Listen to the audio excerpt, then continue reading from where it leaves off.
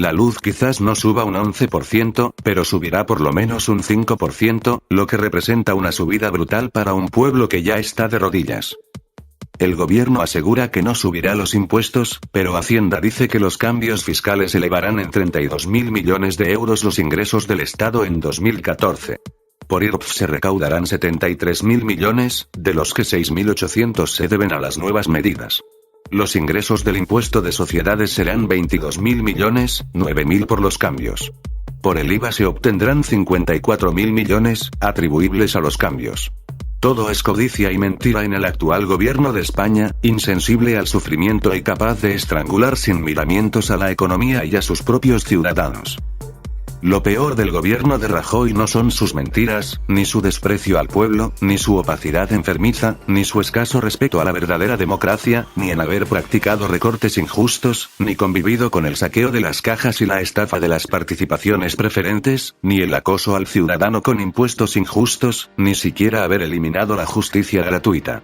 Su mayor suciedad es la codicia, una fuerza dominante, avarienta y rastrera que atraviesa al gobierno de parte a parte y que la lleva a recaudar con voracidad y sadismo antes que ahorrar en una administración pública hipertrofiada y plagada de inútiles colocados en el Estado sin más mérito que poseer un carné de partido. Para disponer de dinero, el gobierno no duda en apretar a las empresas hasta que tienen que cerrar, convertir las carreteras en trampas para multas y en utilizar la hacienda pública como un martillo contra los ciudadanos y como un bálsamo suave con los aliados del poder. Han preferido recaudar con una voracidad obscena, colocando a los ciudadanos al borde de la angustia y provocando el cierre de cientos de miles de empresas antes de practicar los recortes que el Estado, obeso, grasiento y plagado de enchufados inútiles con carné de partido, necesita y reclama. Esa política de avaricia convierte al gobierno de Rajoy en uno de los más injustos y más rechazados por los ciudadanos en la moderna historia de España. Ahora hablan de la posibilidad de suprimir las desgravaciones por la compra de la vivienda habitual, con efectos retroactivos, a pesar de que la retroactividad es jurídicamente inaceptable y de que esa retroactividad haya sido la causa de que el Alto Tribunal Europeo haya suprimido la doctrina Parot, provocando la aterradora salida masiva de criminales, violadores y asesinos paranoicos de las cárceles españolas.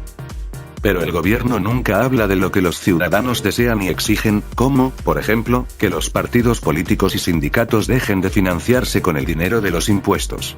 Tampoco hablan de otros dos grandes anhelos nacionales: que se ponga freno al endeudamiento y al gasto desmedido de las administraciones y que se suprima el costoso y poco ejemplar Estado de las autonomías, donde 17 sátrapas compiten entre sí, destruyendo España, en lugar de colaborar en la grandeza de una nación común.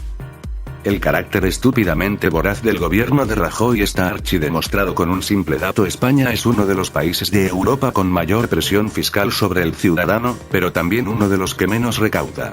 Ese déficit de recaudación se debe a la avaricia del gobierno, que disuade el consumo y logra que algunos impuestos son tan altos y demenciales que los ciudadanos y las empresas con poder económico intentan siempre eludirlos. Esa codicia es el resultado del saqueo obsceno con el que los políticos, sindicalistas y todo aquel que ocupaba instituciones como las cajas tenía una sola función: robar a manos llenas. Hoy, el único remedio que les queda de cara a Europa es volver a saquear a los ciudadanos para reponer el mayor robo de la historia de España, un saqueo a las cajas de ahorro que nos ha costado el 7% del PIB y aquí no ha pasado nada. Estamos hablando de un desfalco del 7% de España, décima potencia industrial del mundo. Ese robo no se ha producido ni en la Sicilia de la Cosa Nostra, ni en el Chicago de Al Capone, ni en el Moscú de la mafia rusa, se ha producido en España y a sus arcas por estos angelitos que salen en una foto pidiéndote tu voto. Hoy, el mundo revela cómo Gallardón el Santurrón pedía a Blesa otro crédito multimillonario para un amiguete promotor especulador estafador, además de abrir el cajón para soltarle miles de euros a Urdangarín, dinero del bolsillo del ciudadano que con tanta alegría regalaban. Pero para que todo esto se produzca primero tiene que haber una legislación favorable a que esto se produzca. Y efectivamente, España se convirtió en el paraíso del chorizo, una legislación que permitía asaltar cajas de ahorros, instituciones, montar empresas públicas, fundaciones y todo tipo de chiringuitos para dar cobijo a la delincuencia política. Así es como se fundieron el 7% solo en cajas de ahorro. ¿Y eso qué quiere decir?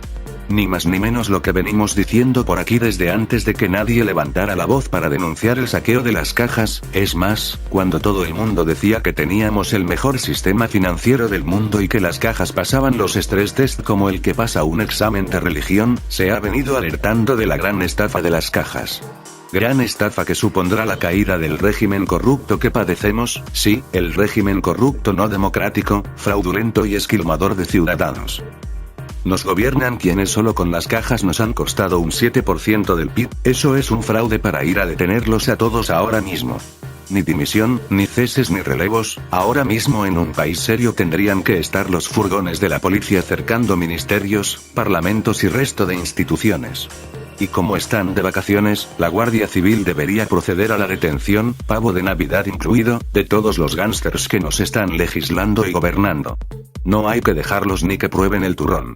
A por ellos y a colgarlos del árbol de Navidad.